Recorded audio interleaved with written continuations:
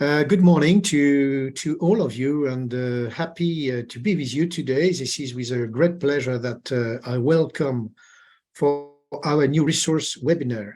In fact, the last one of the year, Bénédicte Brouard, who is president of the Chambre de Commerce et d'Industrie Franco Indienne, CCIFI, who will introduce a debate between our two panelists, and namely Mitroo, who's a well-known expert in the water sector in India, and Nitin Bassi, who is a program lead water at the Council on Energy, Environment and Water. Good morning, gentlemen. Thanks to be with us.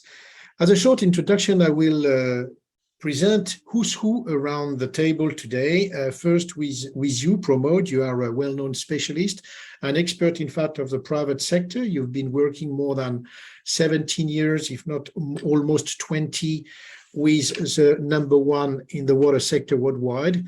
In India, you've been representing locally the company and developing the business over there with large contracts, both municipal contracts, but also industrial contracts. And you roll out the development of the group successfully through Chennai, through Jamshedpur with Tata Steel, but also some demo zone in the Karnataka state.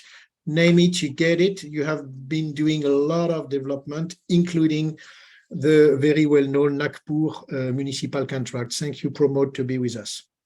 And then with you, Nitin Bassi, you are a natural resource management specialist. You have more than, I would say, 16 years of experience undertaking research, consultancy, but also training in the field of the water resource. You've been working with the European Commission, the World Bank, but also UNICEF. You have played a key role in the establishment of the India-EU Water Partnership. You have 90 publications to your credit around hydrology, water resource, and environment, and you have also co-edited 5 books on water policy, water resource development. So we have also here an in-depth specialist of the water sector. Now, before handing over to you, Bénédicte, a few words about our think tank Resource. Resource was born in 2004 in Libreville during a founding symposium on the right to water and energy.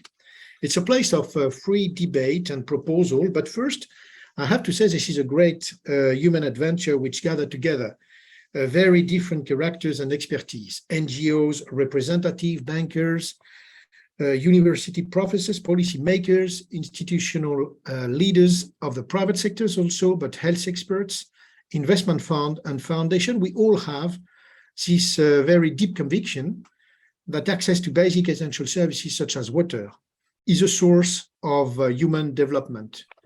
Our role is to alert, to dialogue, to recommend and expose on awareness, with the ultimate goal to mobilize the attention of the decision makers and the media on the question related to access to basic services in emerging countries.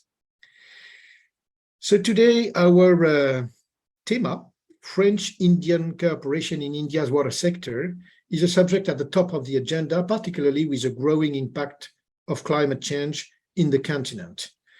Bénédicte, I will now hand it over to you to present the Chambre de Commerce et d'Industrie Franco Indienne and give the word to the panelists. Thank you so much. So I'm very happy and proud in the meantime to be with you this morning. This webinar is organized in the case of the relaunching of the French-Indian Chamber of Commerce in France, who has been out of on the field for about 4 years.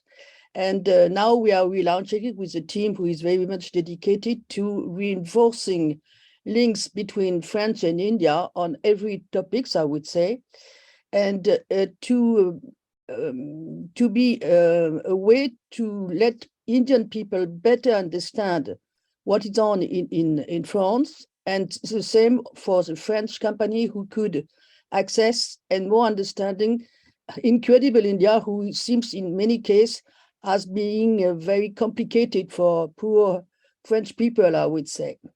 And so in that line of better understanding between the two countries on the business side, I would say, not on political, as you know, we have organized several webinars until now covering different fields of activity.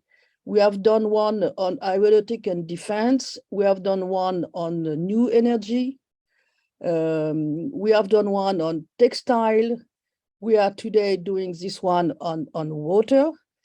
Our next one would be on the ocean, as we have France and India a big lot of things to do with the ocean purpose.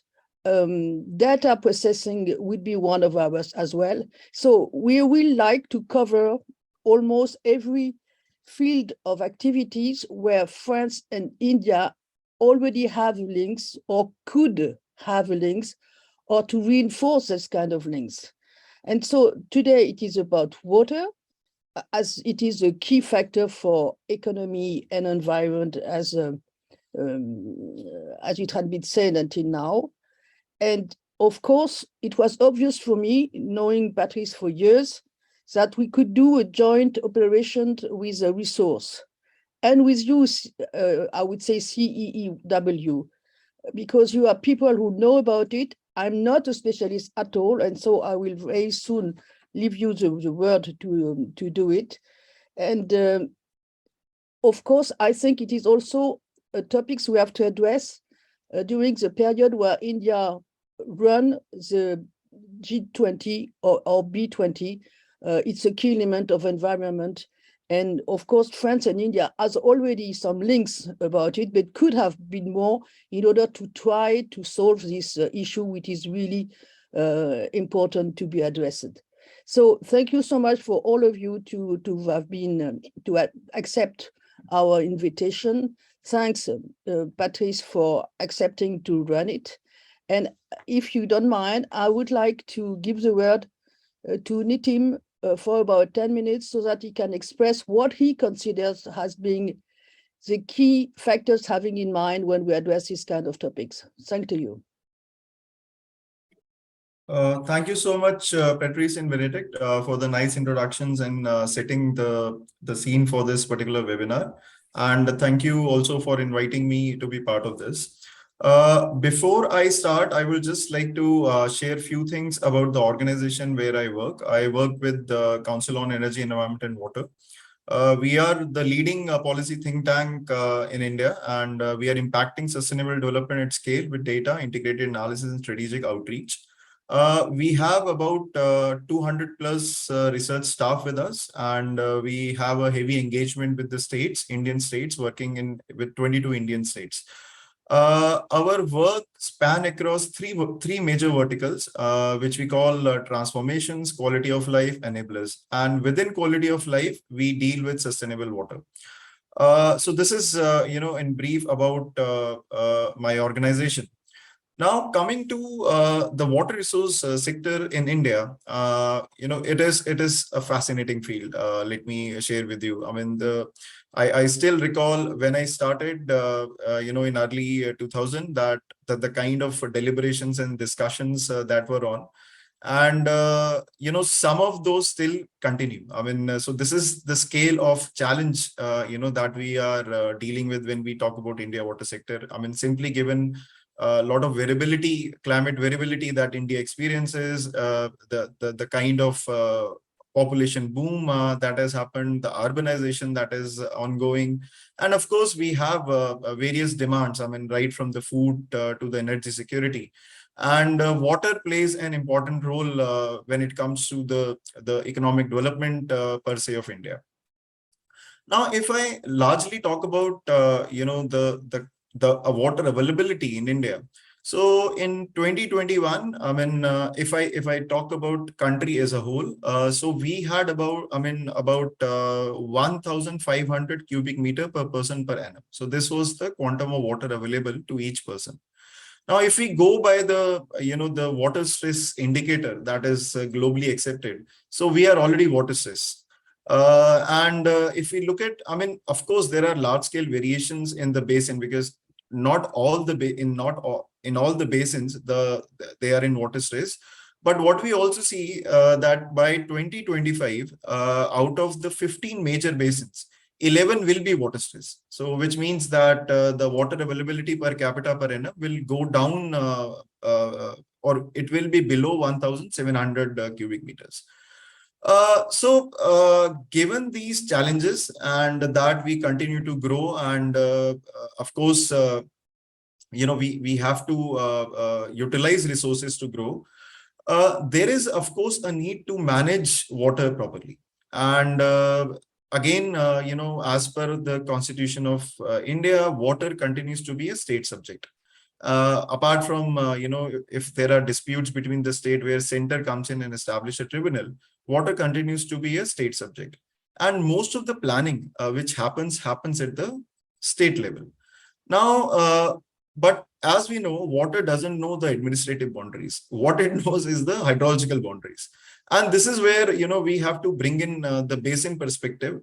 And European Union, I mean, whether it's Germany, France, or, other developed nations which are there in the European Union, we all know that, there is a water framework directive that has been, adopted I believe in 2009. The first cycle was adopted in 2009 in Europe. And accordingly, all the areas in Europe are managed as per the river basin districts, as per the water framework directive, which is followed. Given that, we have to start thinking about how we can manage water as a basin scale, I think one of the primary utility I see is with the water framework directive. This is where, we can also see how the various river basin plans have been prepared in Europe and implemented across. If I move beyond, when we talk about, managing water use efficiency across different sectors become very important. And so is water accounting. And to do all this, we need a lot of data. Now, data availability per se, when it comes to water availability, has improved in India a lot. We have a lot number of gauging stations. We have many more, stations measuring the weather parameters. But actually, what we do not have is a kind of a in-depth infrastructure, monitoring infrastructure, to also analyze the water use that is happening across India, and also how much of it gets returned to the system, because not all the water that is applied get utilized. So we also need to have those systems which can measure it. So one of the areas here I see is, of course, modernizing the canal system. This is important because ultimate aim is to reduce water wastage that happens when the water flows through this conveyance system. So canal automation, becomes very important. And when we talk about the command areas, water usage in the command area, so in many of the command areas, still it is the open gravity channels that run through, and again there is a lot of wastage that happens there. Though some of it also returns to groundwater. But still, there is a focus to go for pressurized irrigation in canal command areas. So this is again, one of the areas where, some technological or innovative help can be important.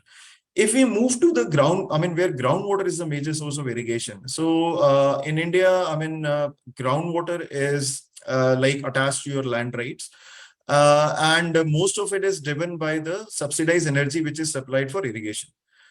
So there again, there is a need to make account of that water, that how much is getting utilized. And right now, I mean, many states have started following the process of having a dedicated energy supply to the irrigation sector. And the idea is to also take account of how much energy is being supplied and what amount of water is being abstracted using that energy. So this is where, technologies such as smart meters can be really helpful. If I move to the urban water supply sector is again where India struggles with a lot of unaccounted for water losses. So, it can go up to 40 to 50% of the total water supply. And here what is needed is mainly the technologies for leak detection, Again, there is a need for bulk water meters, which can be used to know, how much exactly of water is getting wasted and where it is getting wasted.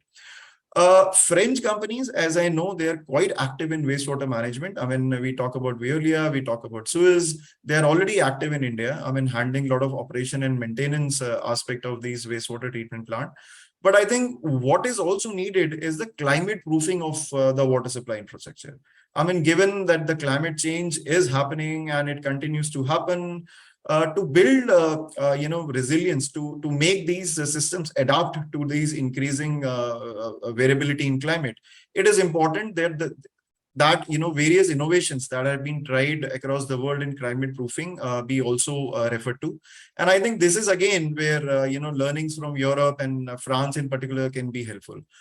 I will stop here and give floor back to Bénédicte, and maybe we'll be happy to contribute later.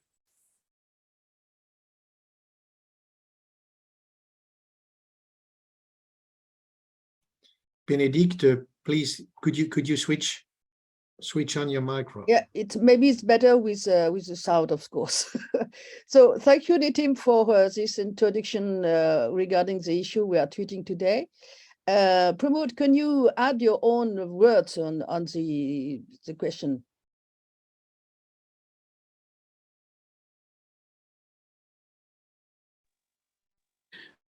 Sure. Thank you, Bénédicte. Can you hear me well? Great.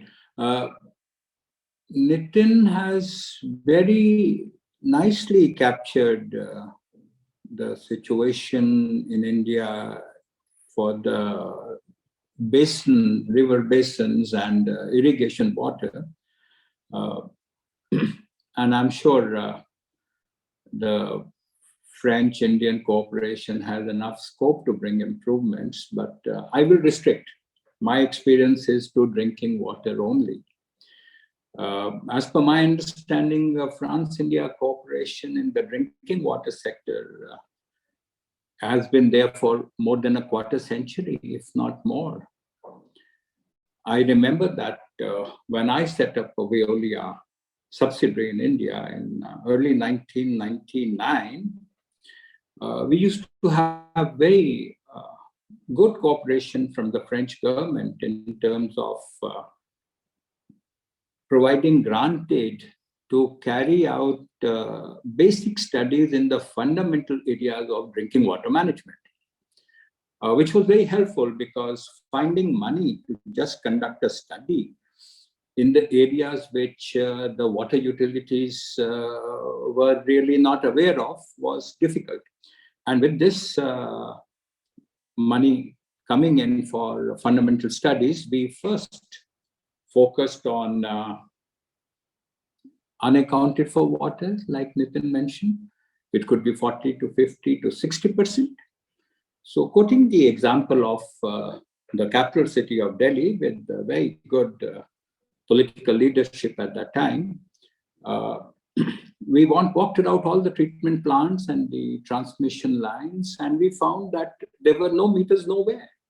And if there were any meters around at the treatment plant, they weren't working. So we installed those meters with the money available through the French government, and we participated along with the engineers and experts of the Delhi Water Board to conduct those readings over a period of 3 months. And it was very wise to have them along to do all the meter readings and sign them off. At the end of it, we found that 15% water was getting lost at the treatment plant itself. If you put in 100 raw water, what was coming out was only 85, and it was recorded over a period of 3 months. Average being less than 5%. You don't lose more than 5% water for the treatment purpose, especially when the raw water was good coming in from river Yamuna. And that 10% water could feed another million population. And then we went down to the transmission lines, but then we lined up with the problem because nobody knew where those lines were. The as-built drawings had been lost. So the second area besides meters, providing meters, was to do the GIS, to conduct some GIS studies to locate as to where the infrastructure lies. And only one line coming in from Wazirabad to Greater Kailash was metered, and over a period of 6 months, the study revealed a loss of 60%. Now, this is not the water which was being stolen. This was the water which was getting lost. And a very bright kid said that, well, if all this water is leaking out of the pipes, then why is the groundwater level going down in Delhi? This should be supplementing the groundwater. But then it's a very, very poor way of supplementing groundwater to lose water in the pipes, and you don't know where that water is going. So having gone from water metering to GIS, which was implemented in some water utilities, like Nitin mentioned, water is a state subject.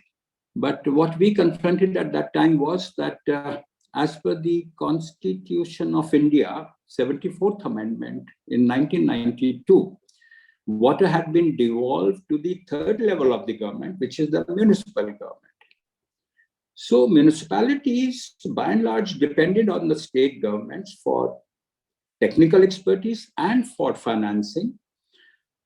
We had very good discussions with the central government, which is very potent, capable. They are rich and they have a good technology base, but they could only advise. They were not in a position to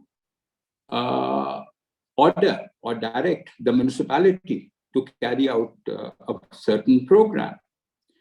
They could give a contract agreement, but only a model agreement.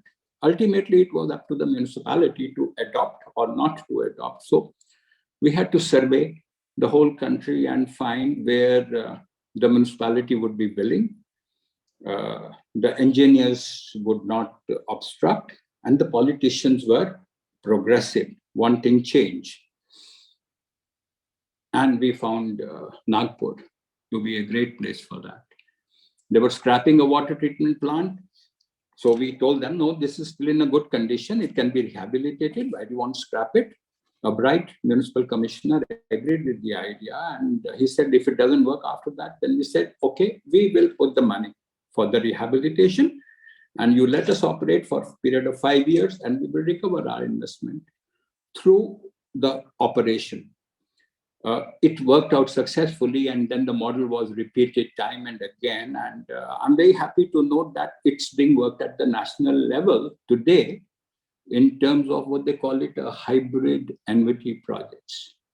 It's been worked on at the national level, the same model.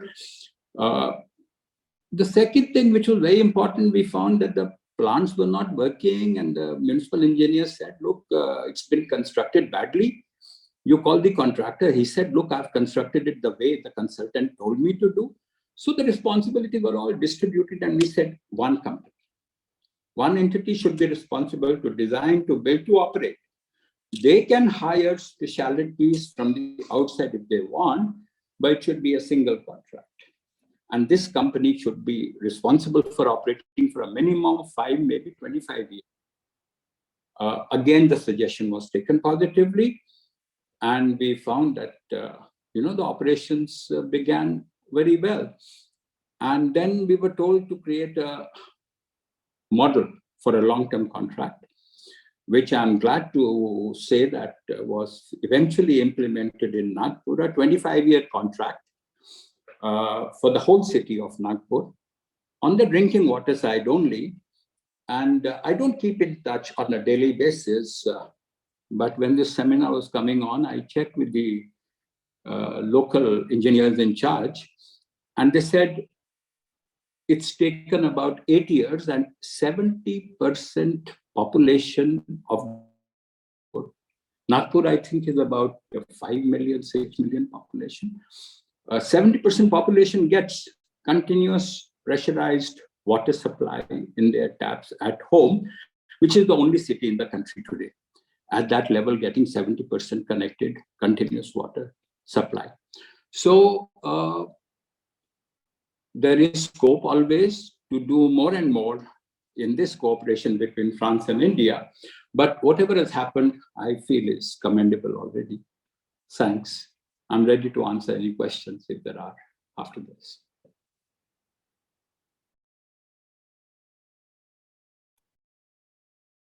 Thank you very much, Pramod. And thanks for the history of that, starting with measurement of the non-revenue water, which was really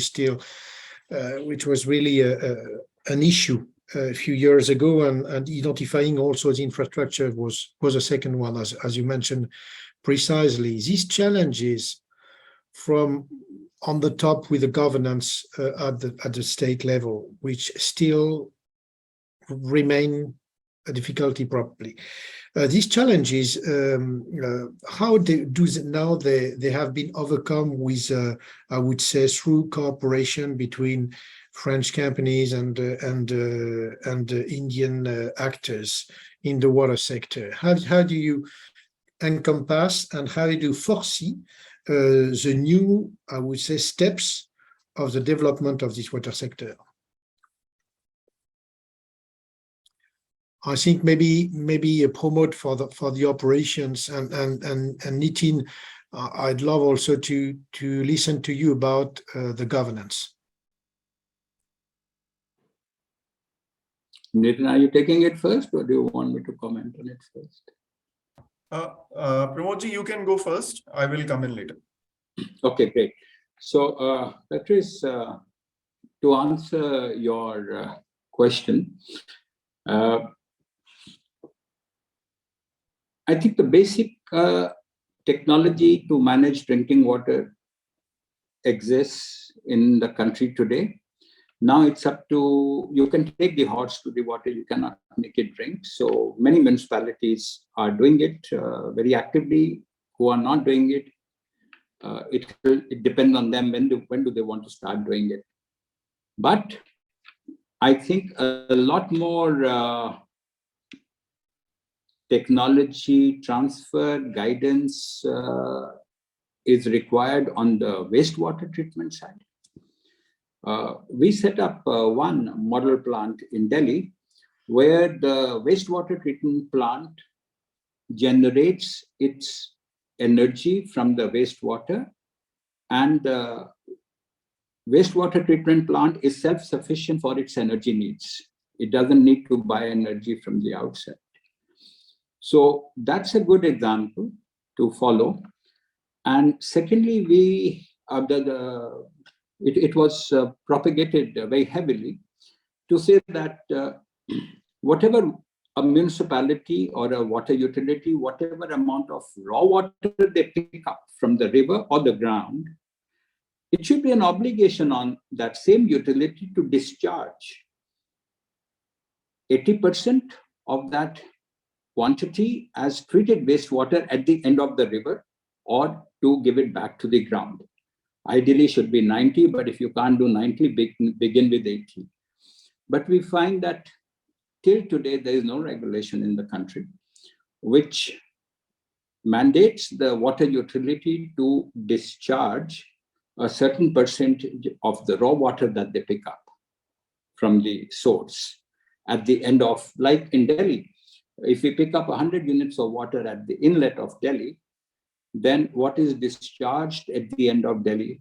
A fairly good river comes into Delhi and it becomes a small stream going out of Delhi. So those kind of areas are, to my mind, the future for the French-Indian cooperation to continue. Thank you. And you, Nitin, on the governance side.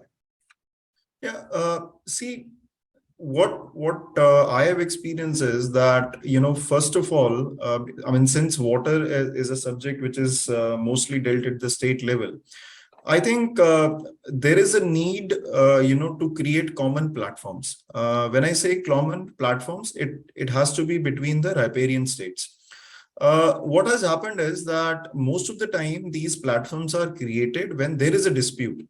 So, you have those tribunals which have been formed, and the state have been asked to, kind of take part in those and try to resolve the differences over water sharing between them. But, if we have, such systems, I mean, let's say a river basin management committee, like it is, I mean, there in Europe, where you have those river basin districts, and you have different working groups actually which work on the different challenges identified in the basin, and then they keep on meeting and try to resolve them together. So it is so the point is, I mean, it has to be inbuilt into the system rather than we wait for the situation to worsen and then take a let's say corrective action. Now, having said that, now what this committee should be doing? So there has to be a proper planning. There has to be a proper planning in place. And this is where the experience of preparing river basin management plans comes in. Of course, there are, several other countries which are also doing it. But I think given the similarities, let's say between Europe as a whole and India in terms of, I mean, you have some 27 member countries, we have 28 plus or 29 now states. You also have 2 or 3 major rivers passing through several territories. I mean, we are not very much different in that aspect. And that this system is being working. I mean, of course, there are pros and cons. I mean, those systems have to be tailor-made to the local situations. For example, in India, the focus can be more on the quantity part. I mean, in addition to the quality part, because that is the major reason for dispute. So if we have such committees which actually understand, how the plan should be prepared, I mean, given identifying the challenges, I'm sure everyone knows. It is just about putting that in a proper framework and then trying to come up with, what is the vision? What are your management objectives? What do you actually want to achieve? And doing a proper, let's say, pressure and risk assessment in different basins, and then coming out with the program of measures. And I think this is where a lot of technical expertise can flow in. So it is not that the Indian side lack any expertise. As I said, it is just to provide a framework, that how those different knowledges, I mean, which exist with different departments in India, I mean, be it agriculture, urban water supply, industries, then there are, environment department. I mean, if I just keep on counting, I mean, you will notice that at least there will be 20 to 22 different departments which deal with water. So how you actually get them on board and, work along with them, having a common objective, which fulfill the needs. I think this is where a lot of technical handholding is required. And this is where, countries, especially in Europe, be it France or other country, can actually provide a support in terms of how to go about, let's say, even preparing those plans in a particular set of framework. Thank you, Nitin. And do you see, just to complement your answer here, do you see some solution movings in this direction? Because you are trying to foresee what would be hopefully achieved and being really an added value to the water sector globally. Do you see this kind of unity trying to concentrate around, I don't know, leadership of state or an organization? Yeah, I mean, what is interesting to note is that India already has several partnerships with other countries where they are seeking inputs in the specific domains. For example, I mean, I worked with this India-EU water partnership. So there they had, 8 or 9 specific priority areas where India wanted, let's say, the technical inputs from the European side. Similarly, there are standalone partnership instruments with country. I think with Netherlands there is one. Then there is a partnership instrument with the UK, United Kingdom. Apart from this, there are partnership instruments with other countries. I mean, with Australia, with Israel. So definitely, Indian government take cognizance of what is happening across the world. At the same time, those partnership instruments are there, but then how effectively those partnerships are actually operationalized, I think that is what is important.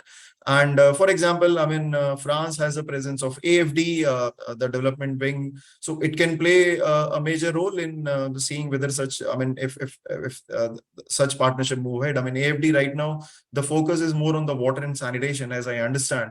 But then, you know, if needed, definitely it can be, let's say, broaden its scope and include many other sectors. But in fact, water and sanitation itself is a major contribution. Let's say if it can be operationalized the way it make difference on the ground and result in at least universalization of access to water and sanitation services, or availability of water, year-round availability of water, which you know, many cities and rural areas still struggle to get. So I think these are the things. So one needs to take care that how you operationalize. I mean, those partnerships can be made, but then you have to make them operationalize, and you have to ensure that they keep working. Thank you, Nitin. I have you just cross a very important factor here, trying to link water and sanitation. And I would like to come to this with you, Pramod, on the subject of sanitation. Have you seen some progress in the way that the sanitation is considered now in India for the last years in the state agenda or planning for these services? Because I would say formally the attention, but also the financing were highly focused on, I would say, access to potable water as such. And from what I remember, not much was done on the sanitation, unfortunately. Pramod. So sanitation, do you mean solid waste or do you mean wastewater? In wastewater. Yeah, tremendous. A lot of work has been done over the last 6, 7, 8 years. The government of India, from the central government, from the federal government, launched a very good scheme called Namami Gange, or Ganga Basin. Ganga is one of the largest rivers flowing through the country, north to center to east. And in this project, that's what I was hinting in my earlier interaction. The government decided that at various points of the river, sewage treatment plant would be set up, where the interceptors are created so that sewage is directed to the treatment plant, and sewage is treated to a certain level of technical acceptance as per the Indian standards before it is discharged in the river Ganga. And the model they adopted was the model that we happen to have created in Nagpur, and they call it hybrid annuity, some such nice term. But the way it works is SPV is created for every project, where the government provides 40% of the construction cost. 60% of the construction cost is contributed by the private sector. And there is essentially a long-term O&M contract. The company which constructs has to operate this plant for a period of 15 years or some such time, during which time they are paid for O&M and they recover their 60% investment. I haven't been to any of them personally to see their operation, but I have second-hand feedback from the people who operate them, who've been involved, who worked on them, that it's working very successfully and expanding very quickly. So that's tremendous work which has been going on the river Ganga. They probably want to or they will have an opportunity to replicate it to the other rivers as well. Thank you for this, Pramod. I would like now to come to your recommendation that you may have to strengthen the local autonomy, or at least I would say a less state center or top-down approach like it used to be and probably is still today. Do you have some recommendation that could be put here as a part of the solutions? Nitin? Nitin, you want to take that? No. I thought Pramod is going to answer that. But yeah. See, I mean, at the local level, I would say that there are a lot of initiatives recently which Government of India has taken, which try to harness the local knowledge. So some of the programs I would like to share is there is a program called as Atal Bhujal Yojana. So where the intention is to go for community-based management of groundwater. So it is one of the program which is being launched. The other is that National Water Mission, which is established as one of the national missions to counter climate change. So they also have a program which is called as Jal Shakti Abhiyan. Again, the idea is to have water conservation plans at the district scale, made through the local, using the local knowledge of the community.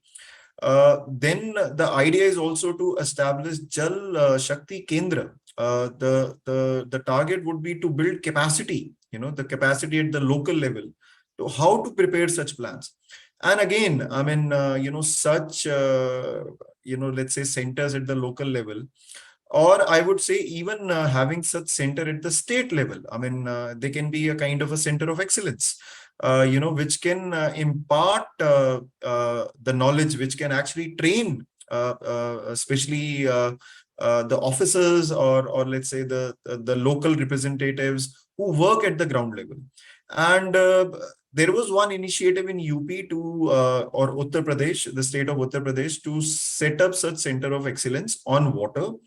And the idea was to again utilize a lot of international expertise, how community engagement can be strengthened for resource management. Because, again, when we talk about the citizen science, when we talk about how you can engage community, let's say even doing a very basic water quality monitoring using field testing kits, I think such knowledge base, such kind of experiences from developed world can be really, useful. And can be applied in developing world, including India. So as I said, government has a lot of focus on actually engaging community wherever they can be engaged.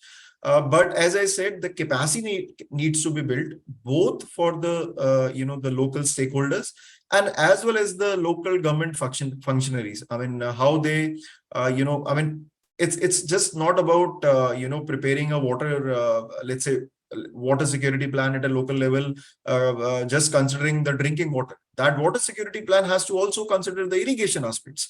So how you actually see all this, how they visualize such planning. So this is very important, that their capacity itself should be built. I mean, just to give you an example, I mean, at such local level, people won't be able to differentiate, what water budget is, what water account is, what water balance is, and what water audit is. And we find that many of such terminologies are used interchangeably. So which is not correct. I mean, all these four are different things. And but yes, as I said, I mean, they need to be contextualized. They need to be explained to them, so that whenever they do such planning in engaging with the community, they themselves are clear what exactly they want to achieve by such exercise, and whether they are following the right methodology to achieve such vision. Thank you, Nitin. And Promoter, do you have some viewpoint also on this? I would say autonomy trying to strengthen local autonomy and. Well, I think Nitin covered it very, very nicely. And just to repeat again, empowering the local bodies is working very well through the present model that the government is following. So when I went deeper into that aspect to check as to who were the members of the SPV, so the SPV has the main authority, which is from the central government, technically competent, resource-wise competent as well. So that's one party. The second party is the private company, which is constructing and operating. And the third party to the SPV is the local body. So the local resources at the municipal level are already being built through this model. This is at the operational level, but besides at the policy level, whatever Nitin said makes a lot of sense. And to your knowledge, do you have states which are overperforming in terms of, I would say, public policy in this water sector compared to other states of your continent, India? Like we have regions in France which are extremely acute and much, I would say, in advance compared to others. For many reasons, technological, political, etc. But is it the same in India? Shall I go first? Yeah. Okay. Yeah. See, I would like to quote, it's a very interesting question, by the way. I mean, Patrice, I think what you have asked is really important because what we see, because as I mentioned when I started my talk, that we engage with states a lot. We already are working in close to 22 states in India. I would like to quote some specific instances. For example, in Rajasthan, which is one of the most water-stressed region in India, and in fact, even in the world. If you talk about the western side of Rajasthan, so they have taken a lot of initiatives in this regard, especially considering the water stress they experience.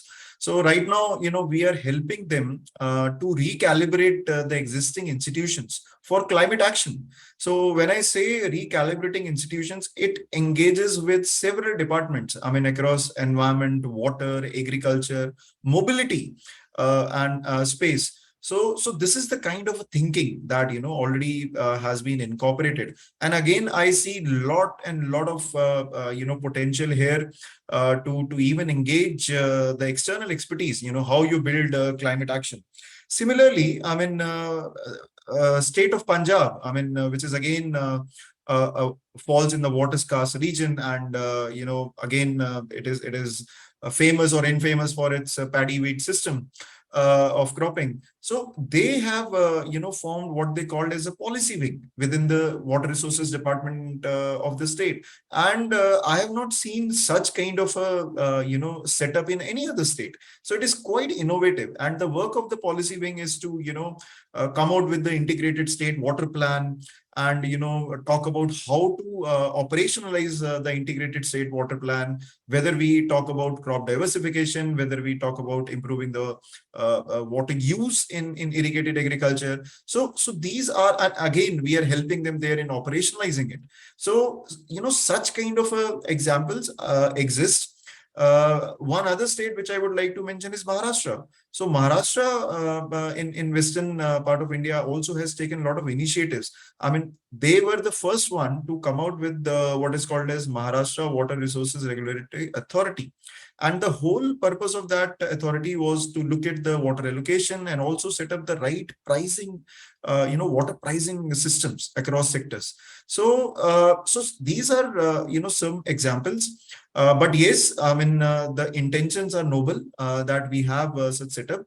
But then, as I keep on mentioning, lot of it needs kind of experience sharing. They need to go out and consult different organizations, which they are doing, and that is why we are on board. But this is also the opportunity, where the external expertise can be brought in, where more nuances, the experiences, the learnings, which other countries have experienced while they transitioned, let's say, from a highly inefficient resource use to an efficient resource use. So what are those systems? What are those frameworks? How it was done? I mean, I think it is needed both at the governance level, because the governance is very important, but then the innovations in terms of technology, the innovations in terms of institutional setup, the innovations in terms of handling the crisis, the climate crisis. I think this is where India would also like to benefit from other nations if they are also following some of these things in their respective countries. Thank you, Nitin. I have now a question for the practitioner Pramod about the marginalized population. How or through which networks do marginalized population, especially those who are living in the slums or in urban sprawling area, have access to water still today? And what are the progress from your experience? Thanks for that question, Patrice.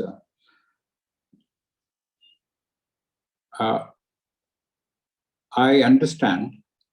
Again, I'm not on the ground, so I haven't really gone and seen these installations. But my understanding is the government started another mission called Jal Jeevan Mission. Jal is water, Jeevan is life. Mission, we understand, is a specific program. So this Jal Jeevan Mission of the central government was meant to provide a tap in every household in the rural area. And again, the success rate differs from state to state. Nitin will correct me if my information is not correct. I believe in the state of Gujarat, under the Jal Jeevan Mission, they have 100% connectivity in the rural areas. And if that is actually the case on the ground, then it requires a lot of commendation to the authority and to the program. So the information that I have is that the progress is at different stages in different states. And of course, it's being handled at the state level. So this program of the Government of India is really welcomed by the marginalized society or the rural areas, which were totally ignored till about 10 years ago. Nitin, do you confirm or? Yeah, no, I mean, I think Jal Jeevan Mission is one of the, I would say, a largest program, I mean, to improve the access of, water supply, I would say, in the world, because of the sheer magnitude, of work that has been executed. So, I mean, the situation is that we have about, 190 million rural households, right? In 2019, when this particular mission was started, only 17% of them has a tap connection within the premises. And so in 2019, this particular mission was started. And as of now, around 54% of the rural household have tap connection within the premises. And we are, on target to achieve it by 2024. I mean, as per the latest vision that we have. So it will be done well before 2030. I mean, when the SDG has set a target to achieve 100% of household being connected to both water and sanitation services. But what I would like to highlight is that now we have to move to the next level. The next level is, I mean, creation of infrastructure is one, which is very important. I mean, without having those piped network, you won't be able to get the water. Now, what we need to do next, I mean, maybe in the next 5 or 6 years, is to ensure that such systems are sustainable. So we need to ensure that the water flows out of those taps, on a regular basis. We need to ensure that a potable, water is supplied through those taps. And this is where I think the government is also going to focus. And that is why they kept, I mean, in my opinion, that is why this infrastructure deadline was kept way before 2030. So the rest of the time can be, utilized to ensuring the sustainability of the water supplies, so that by 2030, we would be, able to claim that, what we are supplying are the safely managed drinking water services. It is not only infrastructure, but also the reliability, portability of water that goes along with it. Thank you very much, gentlemen. I'd like to come to figures and finance now, just to try to understand, to be informed, in fact, of how do you foresee the priority given to the water sector budget-wise at the state level, but also in the different conurbations. Why I'm asking that is because if you look at the countries which have been doing the most progresses, it's because it was highly financed since day one, as put at the priority at the top of the agenda. If I'm thinking about one country like the one in Morocco, for example, is making a big difference with its neighbors, because probably 50 years ago, a decision was taken to prioritize water as the top #1 public service to be delivered. And accordingly, the finance have been brought to this. How is it in India today? Maybe Nitin as a start. No, I mean, see, finance is very important. I mean, because as I mentioned, the sheer scale of these interventions is going to be huge. Pramodji mentioned about National Mission for Clean Ganga and the Namami Gange program that is being executed, where the focus is largely, I mean, of course, there are other things being done, but also the large focus is on wastewater management. And in that respect, a lot of new wastewater treatment capacities have been developed. Just to put things in perspective, I mean, we generate about 72,000 million liters per day of wastewater from the urban centers. At present, the capacity exists, let's say, to treat about 40-45% of it. And the actual treatment is further low. I mean, because we know that there are large inefficiencies and in the way the plants run. But there is a potential, to cover 50% of this wastewater which is still pending. So infrastructure is required at a great scale, and financing, finance is required even for the Jal Jeevan mission. If there are innovative ways of financing, whether they can be in the form of soft loans, they can be in the form of technologies, which can be let's say the other countries are ready to demonstrate through pilot, and maybe if it is found to be successful, there is a potential to scale them up. So likewise, the potential is huge. Now it is only about which are those technologies, and maybe it is not a single technology. It can be a bouquet of technology. Some may be able to work well in the temperate areas. Some may work well in warm areas. Some may be good in regions which receives almost year-round rainfall. So we have to kind of contextualize. We have to tailor-made those solutions. And as I said, the potential is huge. I mean, there is no dearth of work, or there is no dearth of let's say needs which needs to be which can be meant through finance. And I think there were certain initiatives in the past. I don't know how they have progressed. Like at one point of time, European Investment Bank was interested in actually supporting some of the water sector agenda that India has. But then this is something which remains within the government circles, and we can only know once the project starts. Yeah, Pramod. I understand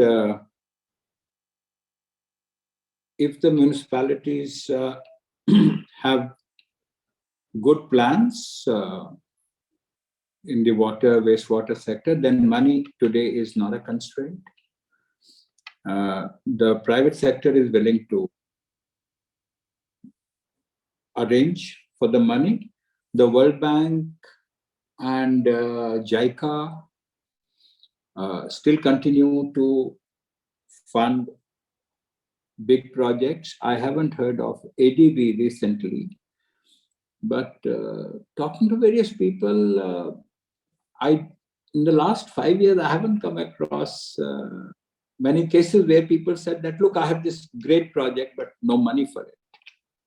So from that general practical point of view, I think money is possible to arrange as long as people have good sustainable projects. And to your knowledge, do you have some financing schemes like pay-go or pay-as-you-go or microfinancing, which is very common in Africa, for example, for the water delivery? Yeah, especially at the rural scale, I mean, there are these MFIs, microfinance institutions. But then what happened? I mean, the kind of loans they used to offer, I mean, they were having too high interest rates for them to be feasible at the local scale. So it started with a lot of boom, but then as it turned out, I mean, it was also not. They were not also very favorable for the farmers. But what government has come out with now, I mean, there are several schemes. I mean, one is that a farmer can go for a crop insurance, and he or she gets some support from the government. Then there is this specifically during COVID times. Government decided to give a kind of a direct cash transfer to a lot of the households on a 6 monthly basis. I mean, most again in rural areas. Though the amount was small, but it was still significant considering the scale at which that needs to be distributed, and considering that there were not many sufficient employment opportunities during the COVID time. Then we also have certain specific programs where the healthcare, especially for the rural people in rural India, is covered by the government. And likewise, there are subsidy on fertilizer, there are subsidies on energy, there are subsidies on specific varieties of crop if you grow them. So this is how a lot of finance or a lot of money ends up with the locals. But having said that, I mean, in certain cases, it has also done like more harm to the environment rather than creating that societal benefit. Because, for example, energy subsidies. So energy subsidies has led to groundwater over exploitation in many areas.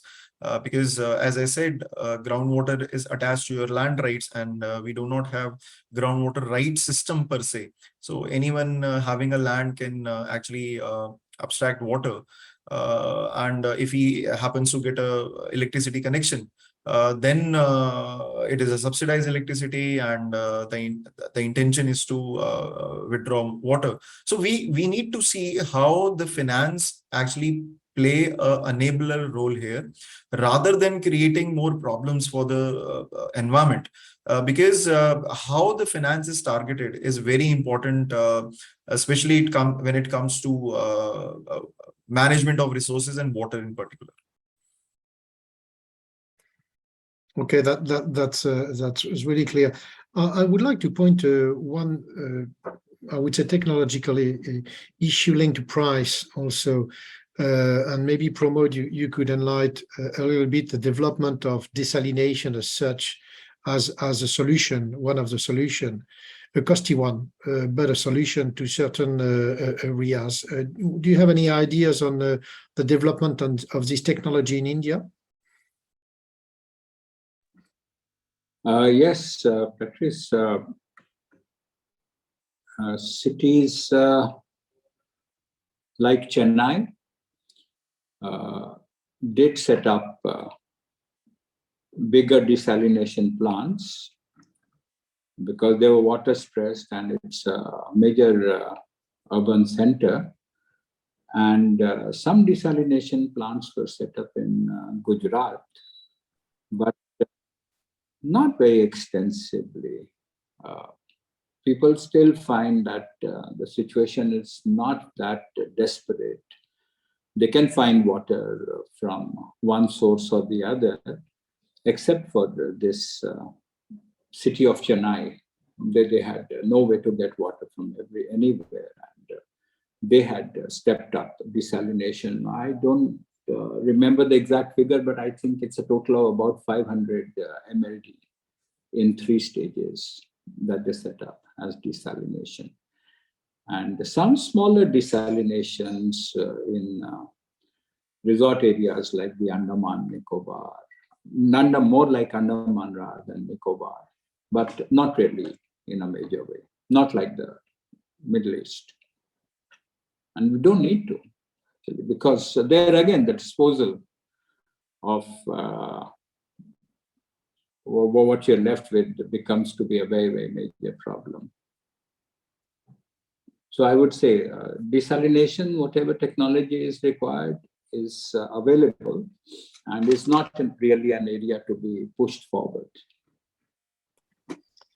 Now I will put I would say my personal last questions on your viewpoint as Indian national on the cooperation with French, I would say, institution, financing, corporations, of course, companies, to tackle this water sector.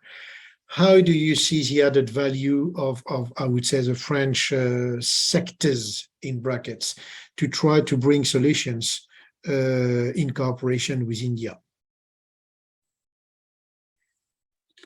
Based on my personal experience of the last 2 decades, a little more than that,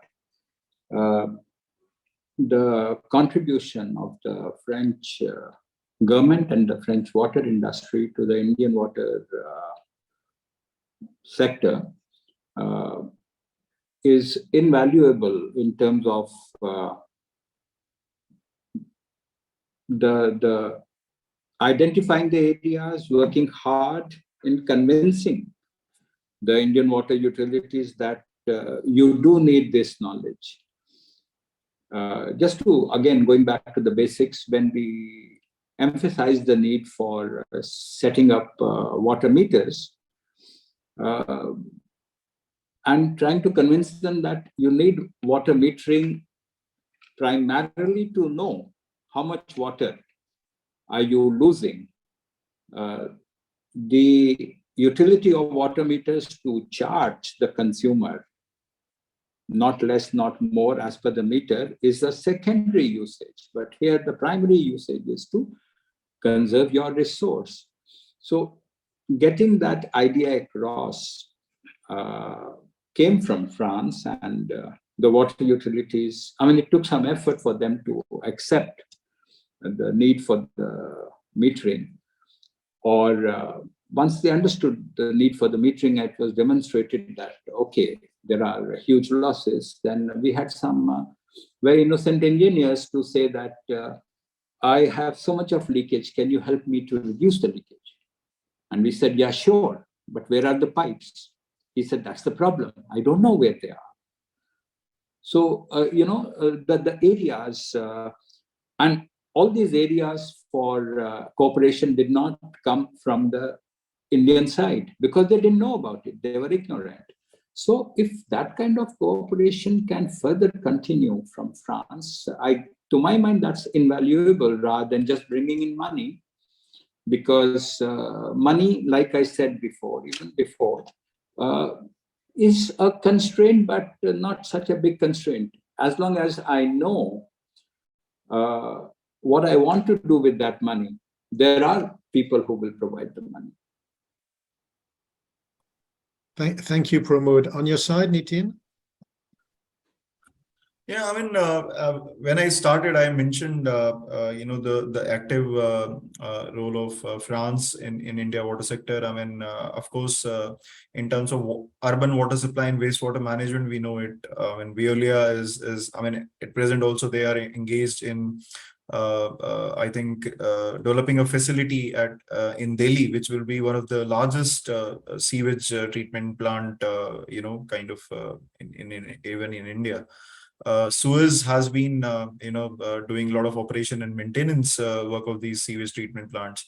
Then there is also something called as Indo-French Center for Research on Groundwater.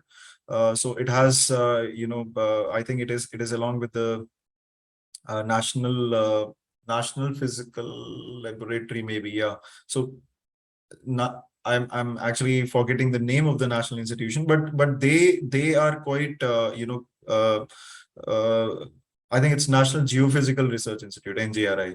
So they are in partnership with them and has done a lot of work when it comes to finding innovative ways of looking at how much groundwater is available, how it is getting used, and also capturing the seasonality part of it. So quite technical work they have done. Then AFD is quite active. I mean, I understand they have been engaged in a lot of urban water supply projects. They have been regularly, coming out with call for proposal. In fact, for other agencies also to take part and, deliver on the missions or the objectives they have set up. So I think the opportunities are, they are further there. I mean, of course, one is the present level of engagement, but then this present level of engagement can even be broadened, and it depends on what kind of expertise. I mean, where the other companies or the institutions thinks that they can bring on board specifically in the India water sector. I mean, Pramodji and me, we talk about, it can be water use efficiency, it can be wastewater management, it can be, water supply infrastructure, it can be the monitoring system, strengthening the monitoring system. So there are endless opportunity, and given the sheer, market and the scale of interventions in India, I think anyone would be interested, to get involved in. And what I've seen is nowadays, many embassies. So I mean, regularly the trade delegations are visiting, and different institutions are called, and they meet them and try to understand what domains they are working. So I think similar thing can also be planned, where the French delegation comes to India, and embassy as a part of outreach can engage with different Indian institutions, try to invite them and see where the synergy lies, and what are those technologies, what are those interventions that they can offer. So I mean, the opportunities are endless. I mean, it is just the way of how you want to create them. That is, I would stop here. Well, thank you very much for these highly positive remarks on this cooperation, India and France in the water sector. So we're coming to, I think I exhausted most of the questions, and we're coming to an end. I would like to thank you very much warmly, Nitin, Bassi and Mitroo, for your availability. I will hand over for the last word to Bénédicte. Be sure that you will find this webinar again on the social networks within a couple of days. And that was the last webinar for Resource for the Year. I wish you a very good day, and thank you again for this bright panelist session for both of you. Bénédicte. So thank you so much for all of you for animating this panel and this discussion.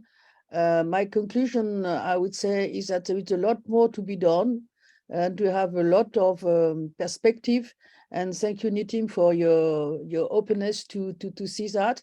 I don't know how we can help let it be achieved, but anyway, it's a wonderful way to see how we can, on both nations, increase relationship and more or less result in this cooperation. So thank you so much. Thank you so much also, Patrice, for having been able to run it, promote. Thank you for all you said about what has been done for a long time in India and what is more to be done. So I wouldn't go further. Thank you, all of them. Maybe you can end this seminar with every good thing has an end. And I think we are there. And I wish you a nice day, and furthermore for this end of the year, and hope to find a new way to do things together, because once again we have so many topics to address together between France and India. Thanks a lot. Yeah, thank you. Bye-bye. Thank you so much. Resources. Thank you, Mr. Fonlladosa. Thank you, Bénédicte. And thanks, Nitin. It was very, very interesting and interactive. And Thank keep you. in Have a touch. nice day. Thank you, everyone.